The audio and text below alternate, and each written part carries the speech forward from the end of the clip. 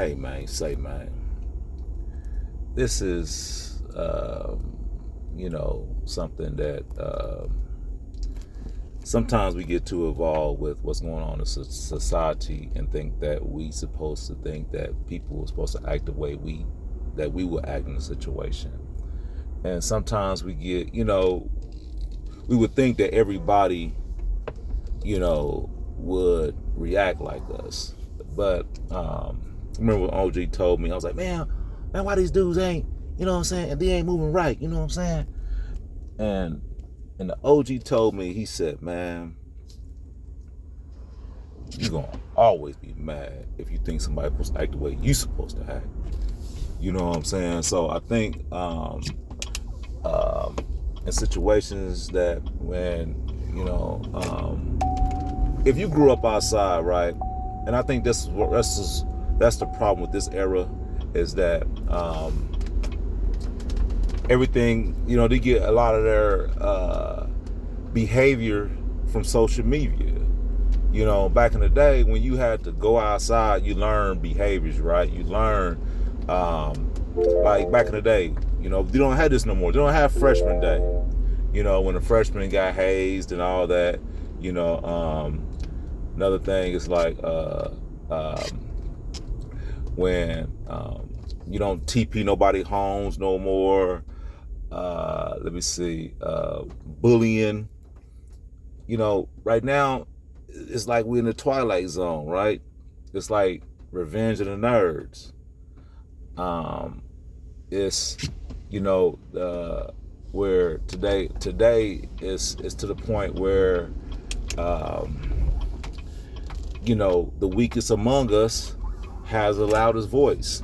Even back in my day, we had every woman wasn't a hoe. That was a hoe didn't have a voice. The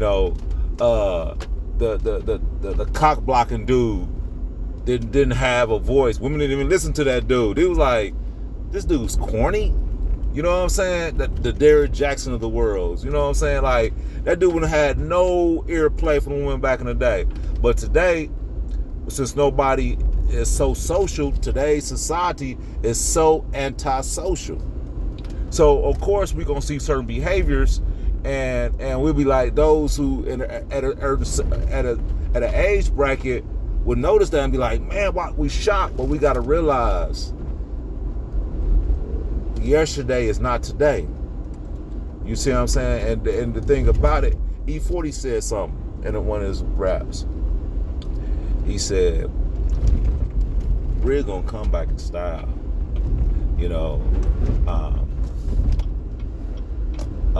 Like today, it's like we had, it was a puddle of water, man standing right there. I could have been dog, but I said, nah, that's not even right. But anyways, even when it's a saying by Confucius, when you strong, appear to be weak, and when you weak, appear to be strong. And it's a lot of weak appearing to be strong today. That's why social media has given everybody a voice. I remember years ago when everybody couldn't afford a cell phone because it was so high. Some people had to wait till after 8 o'clock to make a phone call. You dig what I'm saying? And then, what was that one? And you get the rollover minutes and all that. You know what I'm saying? Some people had to do that. But I think today, this thing we have in our hand has given people who wouldn't have a chance to have no opinion in society, if it was outside, a voice. So the real thing is, when we look on social media, man, it's going to be a whole lot of people saying a whole lot of everything, but not saying nothing. And I think that, if you can vibe with it, like as a man, that you can feel it in as your character, something that you wouldn't do, like certain things people say. Now, as a man, would you say that stuff to that man if you was next to him? And I think that's what we got to take when we take in consideration what people send us, right? When we hear dudes talk about dating females, right?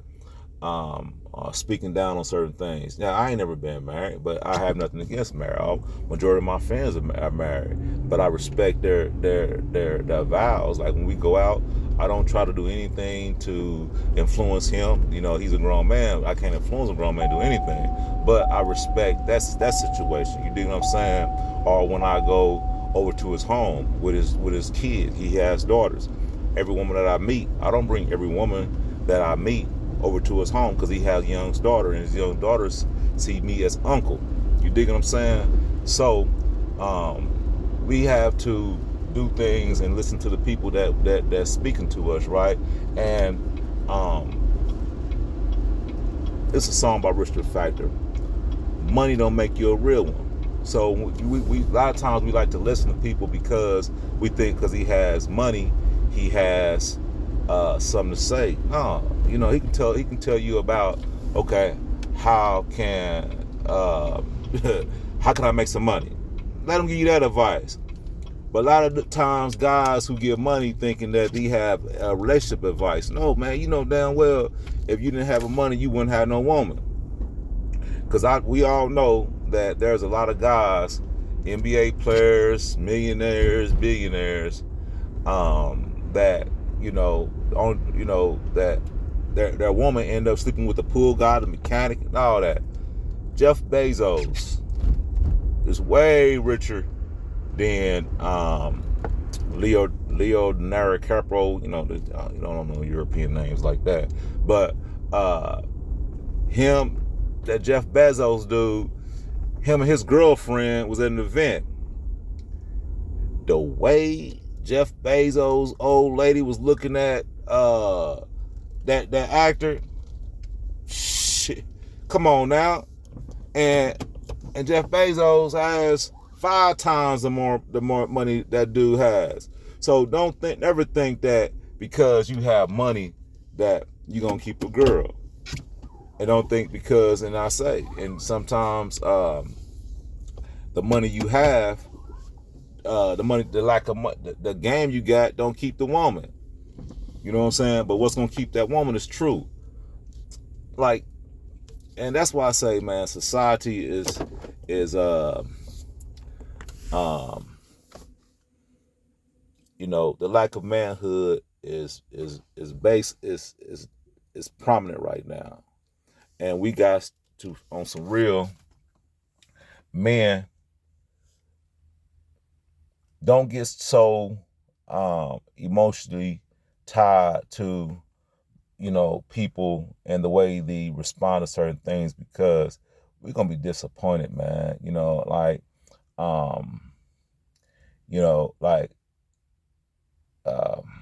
prime example, right?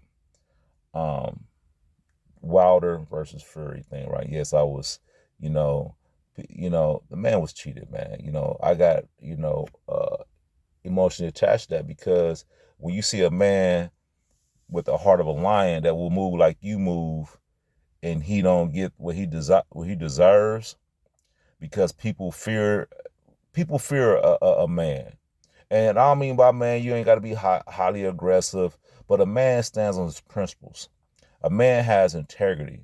That dude that you see that's a nerd, but even though he's non-confrontational, but he stands on something, right? When you speak to that man, he speaks with truth, right? He speaks with respect. He don't disrespect nobody, but you know that man's non-confrontational. Hey man, so you see somebody messing with him, you'll get offended, like, man, why you messing with Dave for? He's cool. Because he's a man at the end of the day, right? Dave ain't gonna switch it up. Dave gonna, what I'm saying, you may not like what he say, but he gonna tell you the truth. But he ain't gonna bust a grape in a food fight. You dig what I'm saying? So we always gotta look at the highs and lows of an individual, man.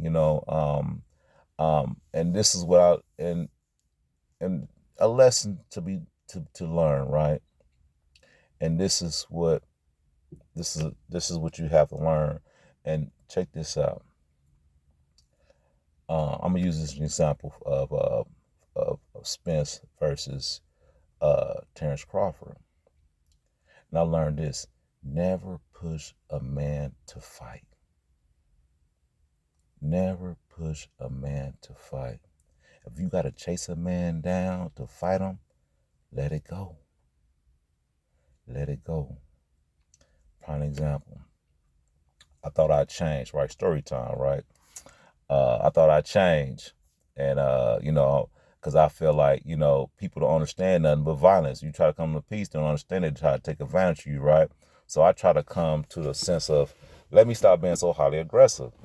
This is, okay, I went from max and I went down to minimum security, down to work release. You know what I'm saying? I'm like, I'm calm, I'm peaceful, you know what I'm saying? I'm thinking that I have changed. So I'm in line. And everybody know in line, when in child time, there's a line, right? Everybody getting one line. But me, I like to leave room between me and the next guy. Just in case. If somebody coming to attack him or me, I have room to move and maneuver. And somebody trying to attack him, I can get out that way, let them do what they're supposed to be doing to him. You dig what I'm saying? Because I ain't got nothing to do with that. You dig? So here I am in line. God comes up. He cussed me. I said, hey, bro, I'm standing right here. Dude tell me, oh, you bitch ass, whoop de whoop de whoop de whoop.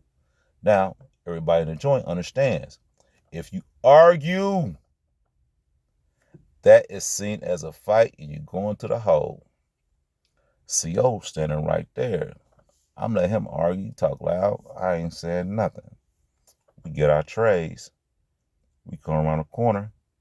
He sits down. I say, what do you think you're doing? Let's go. You know what I'm saying? Like, you think you're going to disrespect me around the corner? Then we get around here. You think you're going to sit your ass down? Man, we about to tear everything up. But check this out. My partners was like, man, chill, man. Let that go. Let that go, man. I'm like, nah.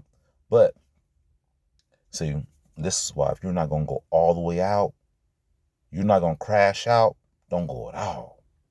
I went halfway in, right? Because I was more worried. I wanted to get revenge on him, but I also want to go to work release so I can, because I didn't want to lose no good time. I'm trying to get home, right? But I still got to want to prove something to him, so I didn't go all the way in. I went just enough, but I was worried, so I'm struggling with him, and I'm putting it, when he finally came outside, I was waiting for him. So he goes that night. So we scrabble. Somebody's son, CO comes, so that later on that evening, he comes back but he got two dudes with him. So I guess he thought, he was coward time or something like that. That was going to scare me. And I told him, I said, bro, boy, you made my day with that. Shoot, what's popping? What we going to do? So him and his boy, they rushed off to the captain's office. And you know what happened? I'm in a hole on my way home. These thinking about pressing charges on me. These so-called gangsters was talking about pressing charges on me. Now, this is why I say, do not push nobody to to want to fight. You understand what I'm saying? Because you can cause situations that it'll cost you more. If that person want to get down, they'll get down, and that's what happened with Earl Spence. He pushed a person who wanted to fight while he worried about everything else. He gave this dude time to get prepared for your ass. He prepared for your ass because you pushed him to fight. You weren't ready. And that's what everything in life, man. Men always gotta be ready. I don't care if it's the weakest, man. Check this out. This is one thing I learned coming up, man. I don't care if it's the weakest, if it's the nerd, if it's the toughest dude in the next block. I'm gonna whoop you that's like you are the toughest dude in the block. I'm gonna whoop you the same. I'm not gonna take a lot on you because I know you ain't, but once I see you ain't fighting no more, if I see your arms moving, I'm gonna put it on you. Once I see you ain't fighting no more, I'm gonna back up off of you. And that's how we gotta look at life, man. Life is the simple fact that, man, bro, we gotta stay highly aggressive, man. We gotta stay focused. We gotta stay not attached to things that we see that people don't see that we see, right? Because we get too attached to weakness. We'll be like, oh man, why they ain't doing that? Man, we gotta move on at it, man. I got too attached to, I was hoping that Earl would get rid of this dude, but you know what I'm saying? But he did. So now we got to see everybody, bringing this dude up because they don't understand, uh, uh, uh, uh, uh, the snake in the grass, right? So, man, you got to hurry and man, the world, man, it's hard to be sucker free in a land full of suckers. It's hard to be sucker free in a land full of suckers. And with that, I holler.